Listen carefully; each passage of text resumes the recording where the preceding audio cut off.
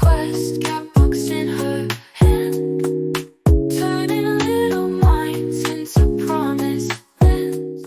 The girl who loved spiders. I hate spiders. That's the first thing you should know about me. My mom and I just moved from New York to Florida. That's the second thing you should know about me. We moved because my mom got a new teaching job at a university here. Before we moved, my best friend Billy told me all kinds of creepy stories about spiders that lived in Florida. My brother knows a guy from there who got bitten by a brown recluse spider, Billy said. This guy was smart about spiders too. He shook out his shoes, he watched his step, his bite healed, but it was the worst. Mommy told me it takes 3 weeks to make a habit. It's only been a week since we moved, but I've already made one. First thing every morning, I shake out my sneakers. Second thing, I put on my sneakers, though I'm still wearing pajamas. Third thing, I always watch my step. Hey, not one, but 3 new habits. I blame them all on Billy. I find Mom in the kitchen, drinking a glass of orange juice. "You're awake, Louis? It's the crack of dawn." "Too hot." Mom laughs. "It's summer. Aren't those winter pajamas?" I don't tell her that flannel is better protection from spiders. Over breakfast, Mom discusses her plan for the day. It's the same as yesterday's. Unpack and settle in. "Oh," Mom sits up straight in her chair. "I found a dead scorpion yesterday. It was in perfect shape. Not a leg missing. Fascinating, really. I saved it in case you wanted to see." No thanks." "Great. Venomous spiders and scorpions." Mom shrugs. "Okay, so what are you up to?" "TV." Mom frowns. "There's always a trampoline," I mutter. Mom bought the trampoline the day after we arrived. It's as big and bouncy as can be. Something I always wanted that Billy had. I just wish Billy were here now to teach me how to do a flip. Not even 8:30 in the morning, and I'm on the trampoline again. Every jump takes me higher and higher. In midair, I see her, 2 yards over, girl about my age. I keep jumping. The girl kneels before a bush in tall grass where all kinds of biting and stinging things might be. She stays very still. Next jump, I see something in her hands. A pink ball? Jump higher. The girl claps the ball. Poof! A white cloud explodes from between her fingers.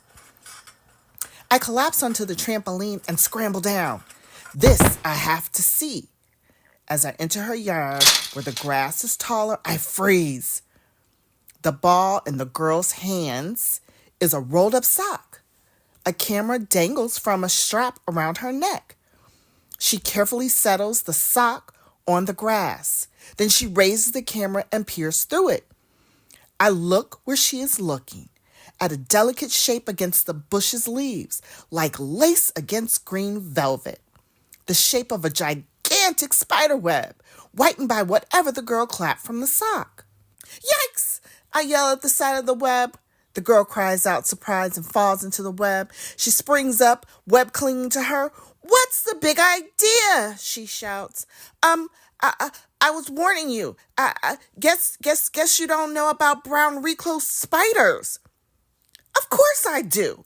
I've been trying to find one. They're shy, like most arachnids.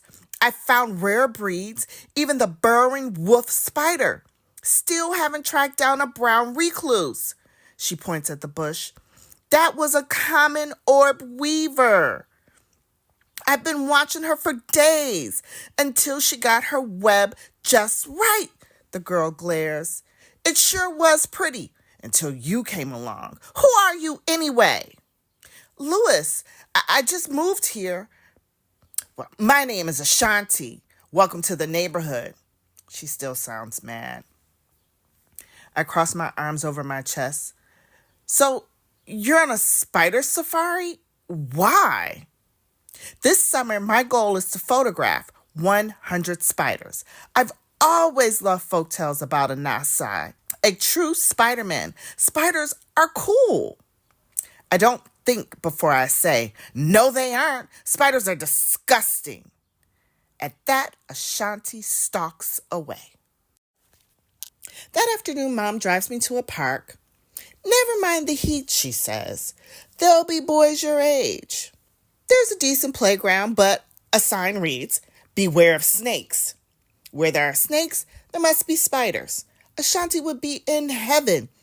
As for me, there are no boys my age. Two little girls sweated out on the slide. Mom wilts on a bench. We drive home. As we turn onto our street, we see Ashanti crouching by a flower pot in her front yard. A woman kneels beside her. To my horror, Mom stops the car and gets out. Mom and Mrs. Smith, Ashanti's mom, hit it off. Mrs. Smith teaches at the university too. Mr. Smith works for the alumni office. Ashanti and I might be in the same 5th grade class. Ashanti just found her first colorful crab spider, Miss Smith says. It's the 50th spider she's photographed for her collection. Mom and Mrs. Smith keep talking. Ashanti photographs her spider. I trace circles in the dirt. Then Miss Smith asks Mom and me over for dinner. Mom agrees. Yippee! Ashanti rolls her eyes. She's not exactly thrilled either. At 6 o'clock, we're standing on the Smiths' front porch. Ashanti opens the door, and soon we sit down to dinner. The Smiths and Mom talk and laugh. Ashanti and I dig into our lasagna. Soon, my plate is empty. So is Ashanti's. She gives me a cautious look. Want to see an acai? She asks quietly, so as not to interrupt the grown-ups. I shrug, I guess. Ashanti smiles a little. Come on! We go into the family room. African artifacts cover 3 of the walls. Masks, instruments, weavings, and paintings. A large bulletin board hangs on the 4th wall. About 50 photographs of spiders are mounted there. I take a deep breath and go over to the board. I've got to admit, some of the spiders look pretty cool. Ashanti points at a painting and says, "That's an Ansai." I move closer to see a powerful-looking spider standing upright, flexing 6 of its 8 legs. The spider has a man's face and 8 eyes. Some legends say that Anansai created the sun, stars, and moon. Nice guy, huh? Ashanti smiles. He could also be tricky and greedy. In one story, he tries to keep all of the wisdom for himself. Suddenly, Miss Smith calls from the kitchen, "Ashanti, quick! You've got to see this!" Ashanti turns and runs from the room with me at her heels. Mr. and Mrs. Smith are peering at a baseboard. Ashanti presses close. "Brown recluse," Miss Smith whispers. Ashanti gasps in excitement. She grabs her camera and adjusts the settings. Mom holds me back, although Miss Smith reassures her that the spider won't hurt you if you don't hurt the spider. Just don't brush up against it. Ashanti knows what to do, Mom, I say. Ashanti glances at me, surprised, and smiles. Then she adjusts the zoom on her camera and snaps the picture. 51! She exclaims.